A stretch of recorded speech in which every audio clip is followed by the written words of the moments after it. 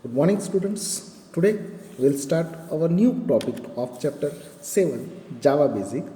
Our today's topic is shorthand assignment operators. Java also support shorthand version of assignment. It saves the typing time. It takes the form variable operator is equal to expression. Its effect is same as variable equal to variable operator expression. Here the operator should be binary operator using two operands. Some examples of shorthand assignment operators are a plus equal to b and q and equal to p. Here a plus is equal to b is same as a is equal to a plus b. When you write a plus equal to b, it is same as you are writing a is equal to a plus b, while expression q and equal to p is same as expression is equal to q is equal to q and p. So in place of assignment operator, you can use the shorthand assignment operators. Now typecast. In some cases, we may want to force a conversion that wouldn't be done automatically. Sometimes in some cases, okay, when data type is not matched, that time computer cannot automatically change the data types. That time forcefully we need to change the data type.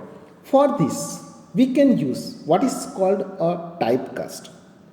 Typecast is indicate by putting a type name in parenthesis before the value we want to convert. Thus, it takes a form, data type and expression. Here example is given. For example, integer a short b. Here two variables are declared. One is a, it is type of integer, and b, it is type of short. A is equal to 17, b is equal to short a. Okay, so here temporary base we will convert the a and it will be converted to short data type and store the value into the b because b is short data type. Here variable a is explicitly converted using typecast to a value of type short. Precedency and associativity of Java operators. Java has well-defined rules for specifying the order in which the operators in an expression are evaluated when the expression has several operators. The operators are evaluated as per their priority or precedency. In maths also some rules are there, okay, when we are calculating. So here also let us see now what is precedency order. So when two operators are having different priority, then an operator with the higher precedency is operated first. For example, in expression a plus b into c, multiplication is having higher precedency than addition. So b into c is evaluated first and then the result is added to a. Thus, it is as good as writing a plus b in bracket b into c. Precedency rules can be overridden by explicit parenthesis. So, instead of creating confusion, use parenthesis freely. We all know that whenever we are using the operators, okay, some mathematical or in maths, okay, some operators are there like addition, subtraction, division, multiplication. So division, multiplication, they are having higher precedency than addition and subtraction. So according that, it will calculate it first.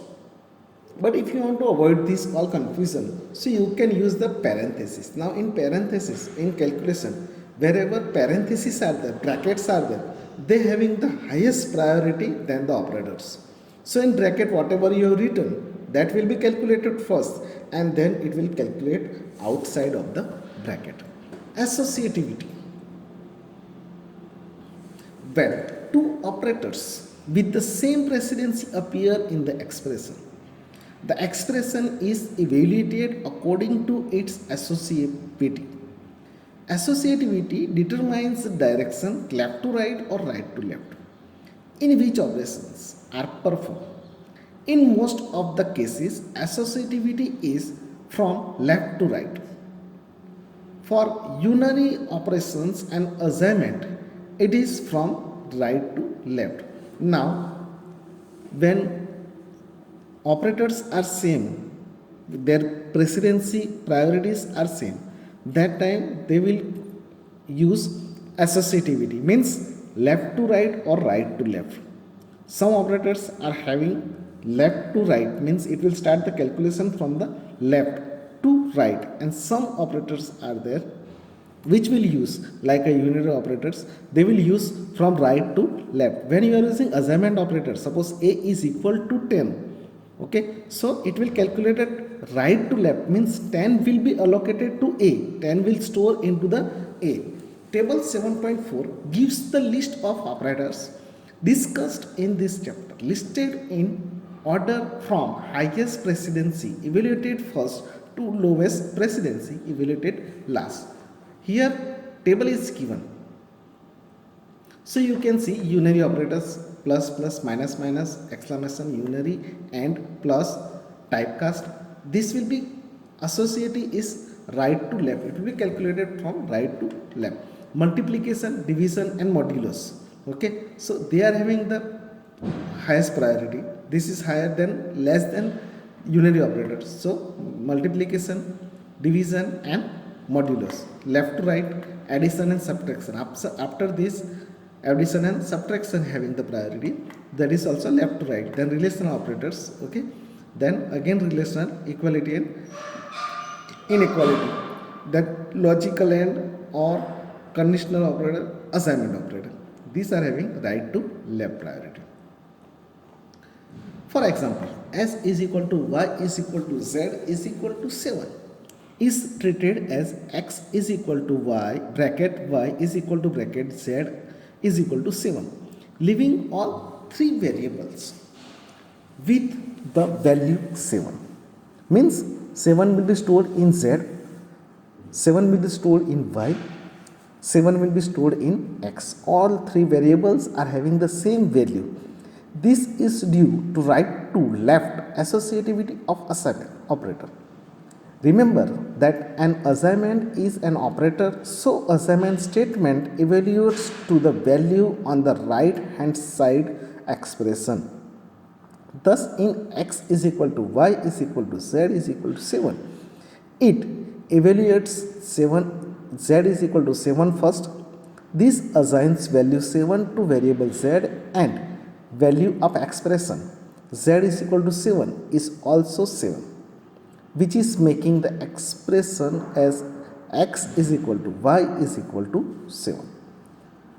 On the other hand, 72 slash 2 slash 3 is treated as 72 divided by 2, then bracket what answer will come of 72 divided by 2, from that it will be divided by 3. Since the slash operator has left to right associativity, it is to be noted that there is no explicit operator precedency table in the Java language specification, and different tables on the web and in textbooks disagree in some minor ways. Now, control structures. In general, the statements are executed sequentially, one by one. Sometimes program logic needs to change the flow of this sequence. When you are writing the program, it is going in proper flow, but sometimes we need to change the flow of the programs. The statements that enable to control the flow of execution are considered as control structure. So that time whatever statements we are using, that is called control structures. There are two types of control structures, loop and branches. Loops are used to repeat a sequence of statements over and over until some condition occurs. Branches are used to choose among two of more possible courses of action, so also called selective structure. When repetition is used, that is called conditional loop statement or conditional, it is depend on the condition. Now branches, it is used among means out of two, any one option you have to choose, that time it will use branches. In Java, control structure that are used to determine the normal flow of control in a program are if statement, switch statement, while loop, do while loop, and for loop. Each of these structures is considered to be a single statement, maybe a block statement. Block. A block statement is a group of statements enclosed between a pair of braces. The formal format of block is this is opening, closing, brace, and here all statements are there. So this is considered as a block. It is not show that one statement also should be there, single statement, okay, but where more than one statements are there, it is considered as a block. You need to show the branches, opening branch braces and closing braces. This is brackets. Block can be used for various purposes as follows: to group a sequence of statements into a unit that is to be treated as a single statement, usually in control structure, will be discussed soon. To group logically related statements, to create variables with local scope for statements within a block. Okay, when you can use the blocks means it is limited for this only, it is not working outside of this. Okay, so one thing here, 3 or 4 statements are there and you treat as a one statement, single statement. Okay, that time you can use braces or you can use group sequence control structure. Second one is that a group logically related statements. When some related statements are there, that time also you can use. And suppose you declare the variable which will be valid for these things only, from opening braces to close braces, local variables for these statements only, that time you can use. For example, this block exchanges the value of x and y. Integer temp. So here one variable, it is name of temp, okay, type of integer. In this block it is declared. Now temp is equal to x. So if the value of x is there which is declared outside, so that will be stored in the temp. Example, will take x is equal to 10. So here the value of temp will be 10. Now x is equal to y. Suppose already y is declared outside of this block, then value of y is 20. So now 20 will be stored into the x. Override. What was the value of x? 10. Now the value of x is 20. Now y. Y is equal to 10. The value of y was 20. But the value of 10 is 10. So now 10 will be transferred to 20. So now what will be value? X will become 20 and y will become 10. Okay. So here temporary variable is taken. This temporary variable will work with these braces only. Outside of this braces, there is no existence of that variable. When we declare variable inside a block, they are local in that block and such variables will cease to exist after the block. We cannot use temp outside the block in which it is declared. Okay, so within the block only existence of that variable. Outside of the block, it will not able to use it. A variable declared inside a block is completely inaccessible and visible from outside that block. When the variable declaration statement is executed, Memory is allocated to hold the value of the variable. When the block ends, the memory is released and is made available for reuse. The variable is said to be local to the block. Means inside the block only that variable will be used. It is, we can say, temporary. When it is declared, value or memory will be allocated that variable, but when block is over, that memory will be released. There is a general concept called the scope of a variable. The scope of a variable is the part of the program in which that variable is valid. The scope of a variable defined inside a block is limited to the block only. When we try to declare a variable with the same name as of the variable in scope, there will be an error. See code list and the result shown in figure 7.10. Here we have used labeled block only for better understanding. It is not must to use in the given example. We will see the use of label block later in this chapter. In code listing shown in figure 7.2, we have tried to declare variable x in a block label blk2. Block blk2 is in the same scope of main method block. Variable x that is declared in the block of main method is also having its scope in block 2 blk2, that is method. Thus declaring variable x in block 2 conflict with variable x in the scope of main method block and compiler show an error. Here we can see integer x, okay, it is publicly, okay, declared here. Now block 1. So here we will make one block.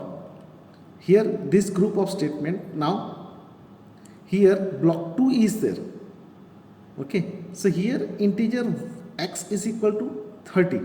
So it will show the error. Here you can see 18 number line is integer x is equal to conflict with x min, okay. Means here already it is declared, so this can use everywhere, but here suppose you will use, so it will conflict, already x is declared, that's why it will show the error. Figure 7.11 shows the modified code. Here variable x is declared in the scope of entire main method as block 1 and block 2 are in the same block. X is variable in block 1 and block 2 as well. Variable by declared in label block 1 cases to exist outside the block. After execution of block 1, variable y is discarded in block 2. When variable y is declared, it may be allocated any memory location from available memory. If we do not initialize the value of variable y in block 2, it will return an error when we refer it in block 2. The means that variable y or block 2 has nothing to do with variable y of block 1. Actually variable y of block 1 is not accessible in block 2. Okay, whenever you are using any variable in blocks, okay, so that existence is only within the blocks, outside, okay. So again here y is over here, when this process is over, the integer y is over, so the memory allocated to y that will be released, so again newly it will be allocated the value memory over here. Now if statements.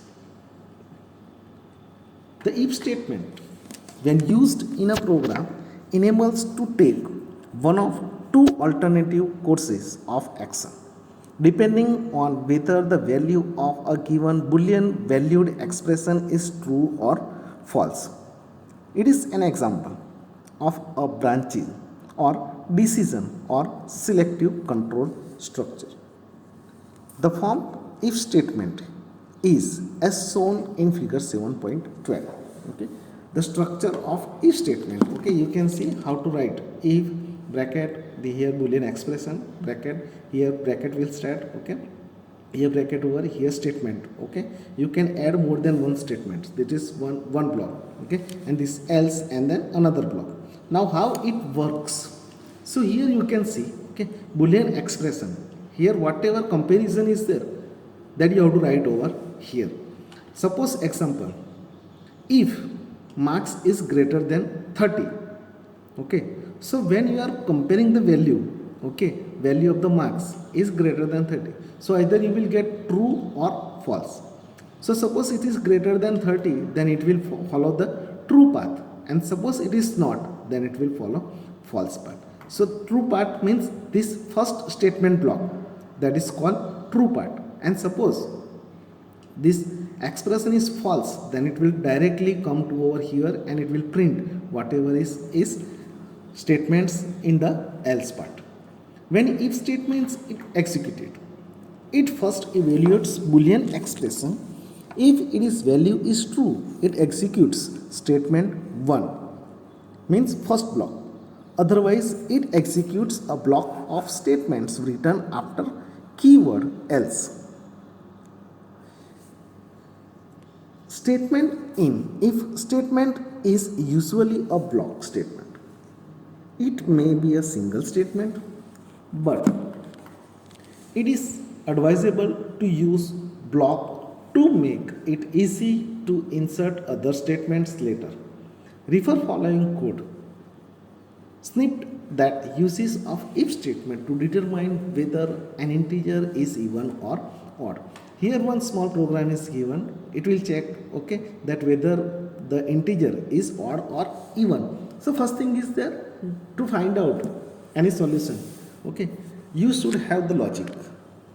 What you will use to compare, how you can find out, some mechanisms are there, how you can find out whether the number is odd or even. So simply you have to divide number and the remainder is 0, then it is even, and remainder is 1, then it is odd. So here given if x, here x is the variable which we have to check whether it is odd or even. Now here modulo operator we use. Why? Because we need answer in the remainder. So x modulo 2 is equal to means you are comparing when x divided by 2 is equal to 0, equality. Okay, if it is true, suppose 10 is divided by 2, so obviously 10 is modulo by 2, then answer will be 0, remainder will be 0. So when answer is 0, after this modulation answer is 0, then it will follow this path. And suppose here 11 modulo by 2, so obviously answer will be not 0, then directly it will jump in the else part, and whatever written in this block, that will be executed. Print out x, so it will print the value of x, and then it will print that x is even. And suppose it is not, then it will print x is odd, the value of x, then it is odd. Keyword else and a block after else are optional. So if statement can be without else part as shown in following. Okay, it is not necessary that else part is you have to print, but when it is good programming trick to use the else part. If boolean expression, then statement 1. Sometimes, okay, you don't want to print then else part, then node it, you can not.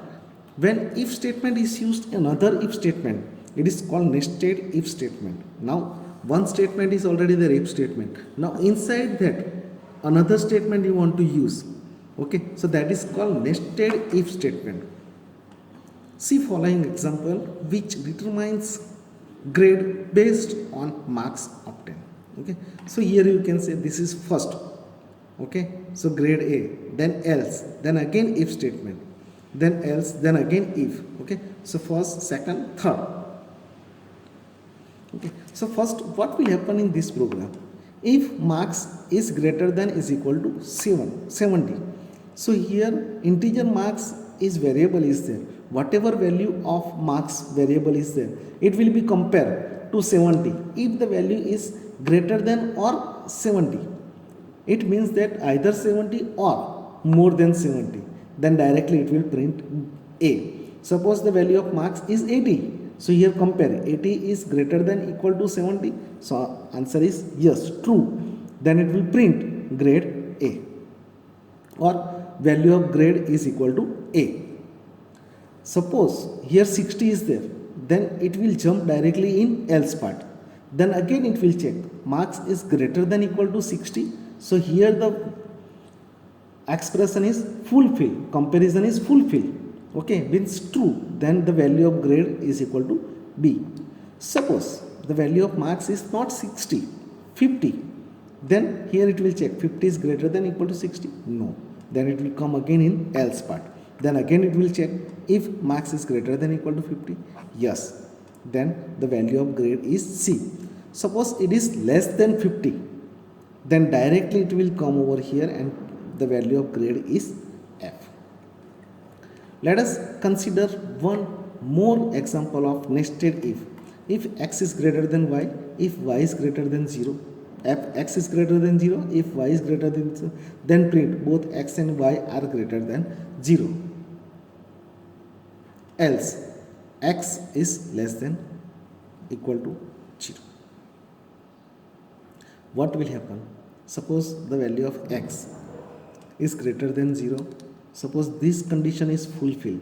Here 1 or more than 0 is there, then only it will check this condition. Then again it will come y is greater than 0. This condition is fulfilled, then only it will print this one. Suppose here x is not greater than equal to 0, then directly this will not check if, it will directly jump over here and it will print x is greater than equal to 0. Here it seems that the else part is corresponding to if x is greater than 0 statement, but actually it is attached to if y is greater than 0, which is closer. Thus, it is executing the true part of x is greater than 0. If you want to attach else to if x is greater than 0, we should enclose the nested if in block as shown here. If x is greater than 0, then if, then again it will come inside f y greater than 0, then only print. Otherwise else x is greater than, less than or equal to 0. So here we will stop our session.